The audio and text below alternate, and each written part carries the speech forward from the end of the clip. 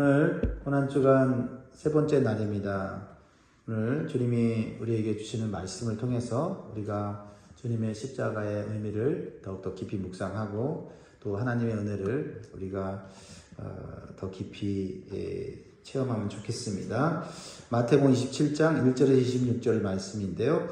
이 말씀을 통해 주신 우리 기도 제목을 한번 따라 하시겠습니다. 세상의 흐름과 분위기를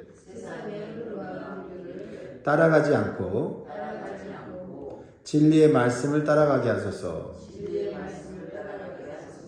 아멘. 사랑하는 여러분, 우리가 고난주간이 되면 묻는 질문이 있죠. 누가 예수님을 죽였습니까?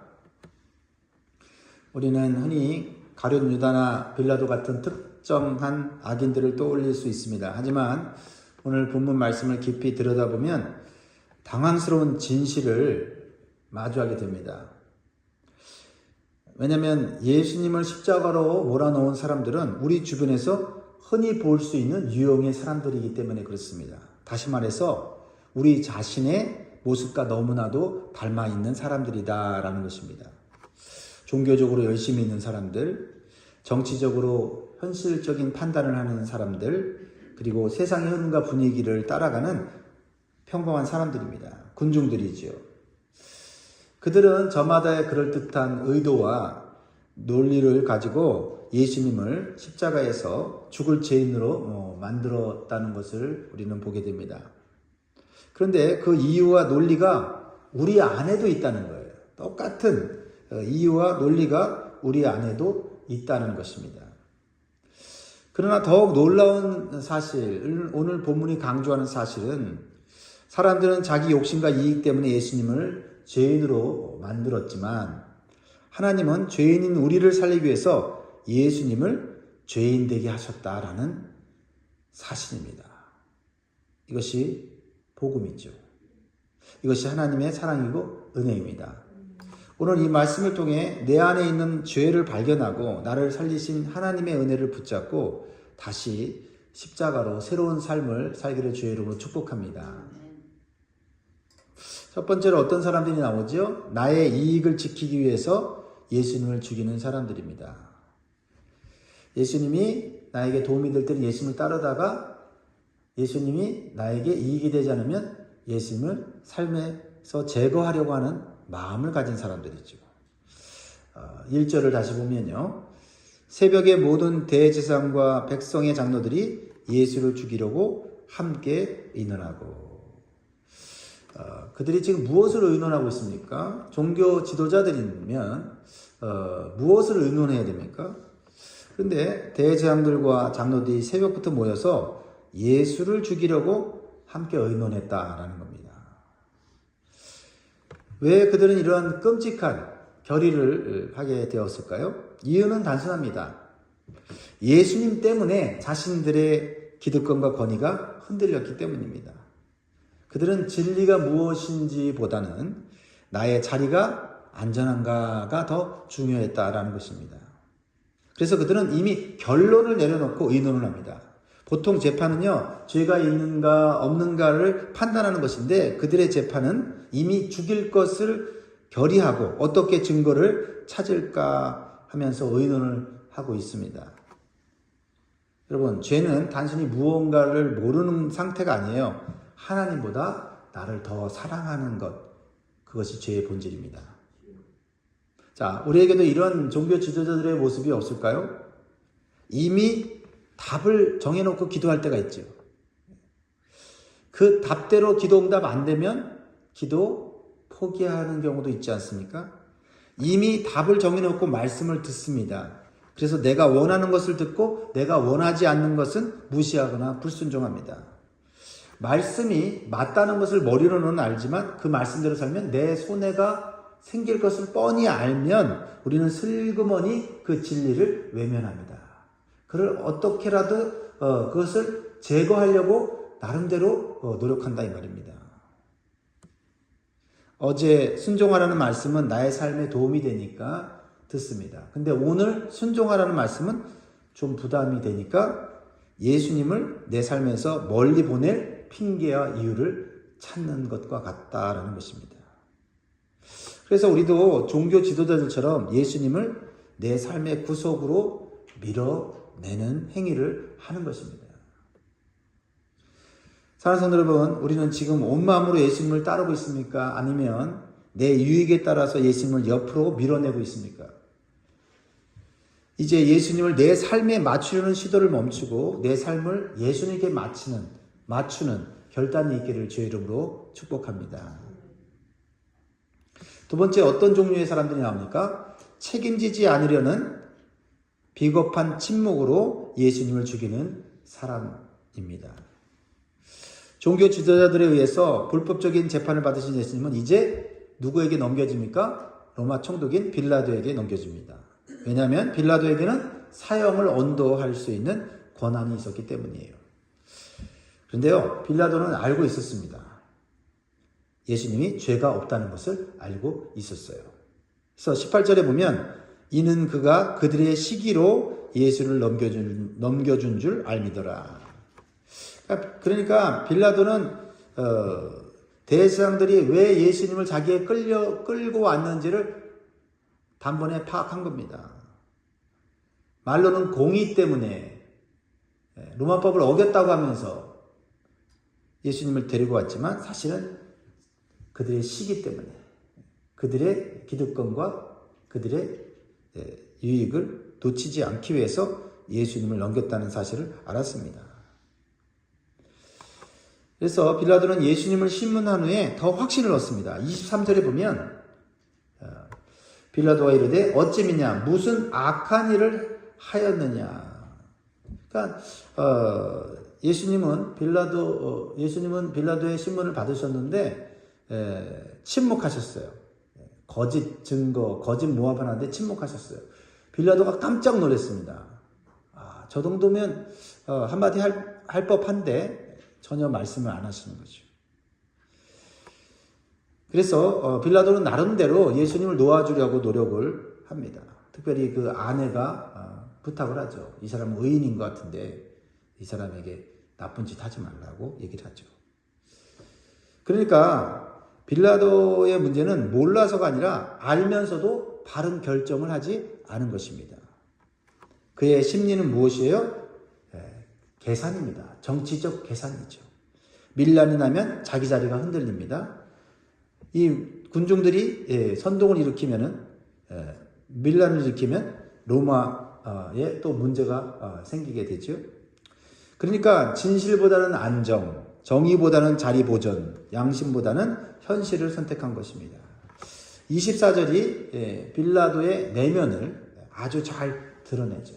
이 빌라도의 내면이 우리의 내면일 때가 있다는 사실을 기억해야 합니다. 24절 같이 읽습니다. 시작.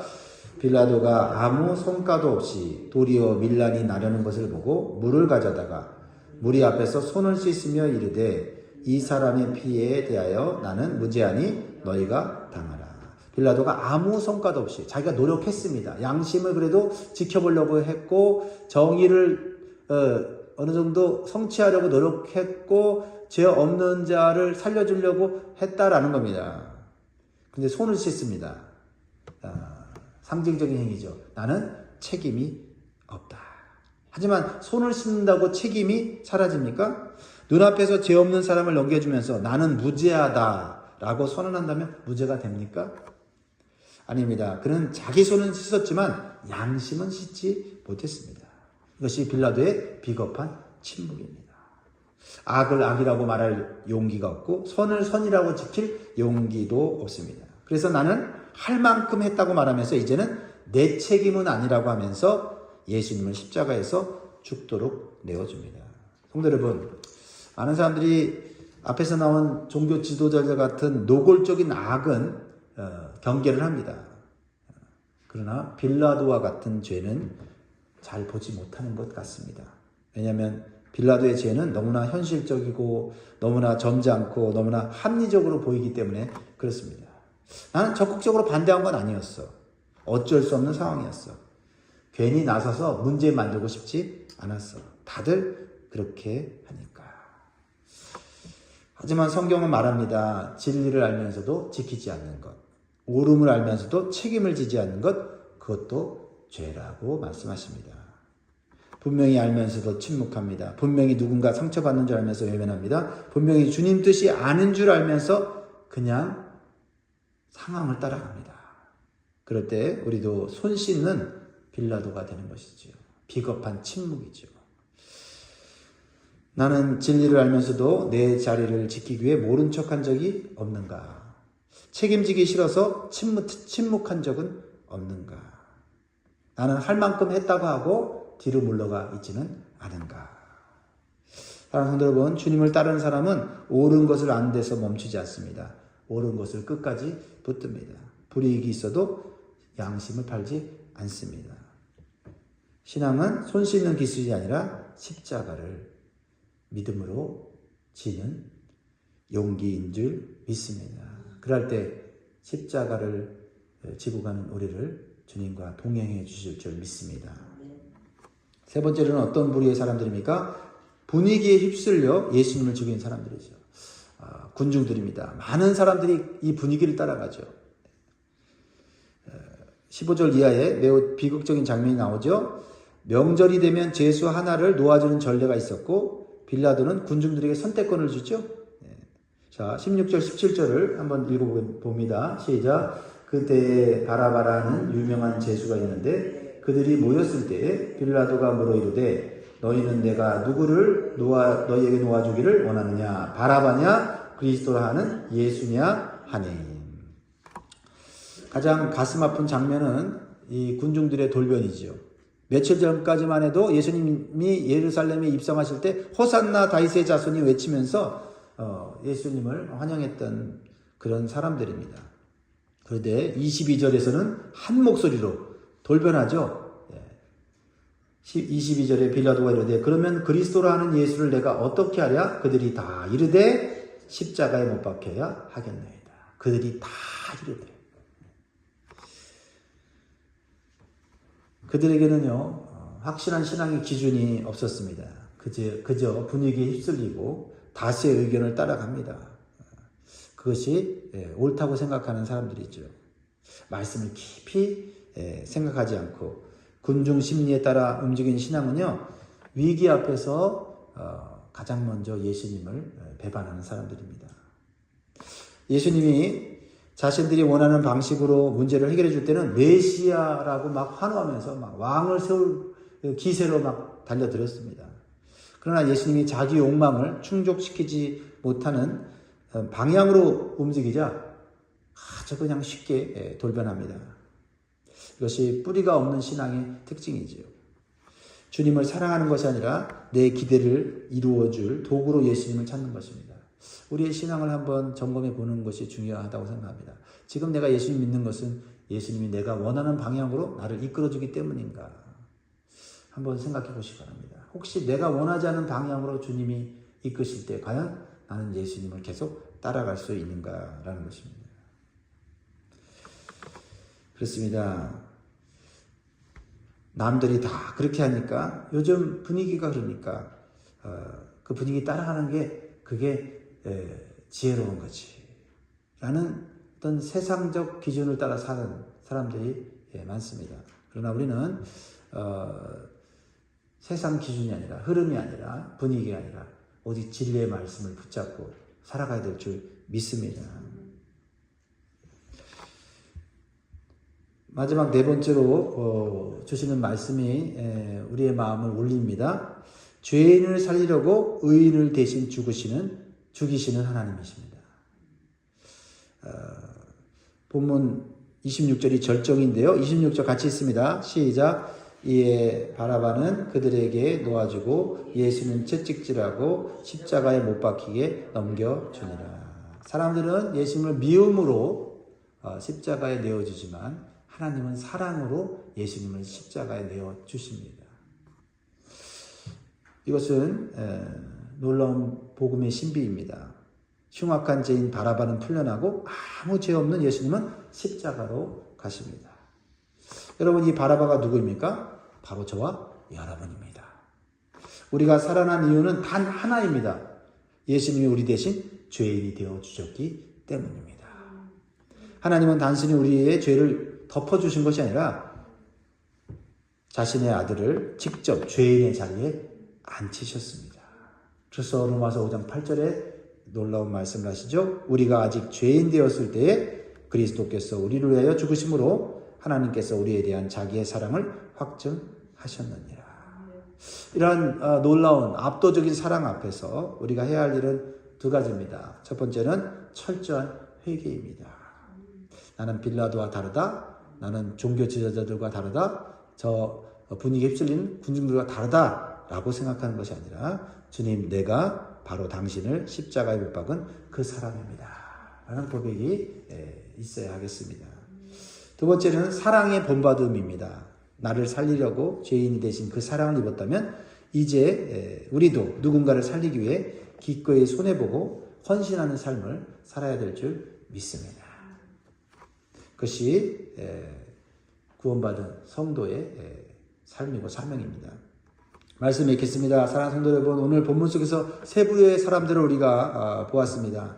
이익 때문에 주님을 버린 사람, 책임을 회피하려고 진리를 외면한 사람, 분위기에 휩쓸려 거부한 사람. 이러한 모습들이 다 우리 안에 있다는 것을 인정하시기 바랍니다. 그러나 더 놀라운 사실은 우리를 살리기 위해 예수님께서 기꺼이 죄인이 되어 우리의 모든 죄를 해결해 주셨다라는 것입니다. 그러므로 우리 이 시간 한 번 더 결심하면 좋겠어요. 더 이상 예수님을 내 기준에 끼워 맞추지 말고 예수님의 말씀, 진리의 말씀에 우리가 맞추어 사는 그런 결단이 있으므로 우리가 주님의 은혜 가운데 승리하는 저와 여러분 되기를 주의 이름으로 축원드립니다. 기도하겠습니다.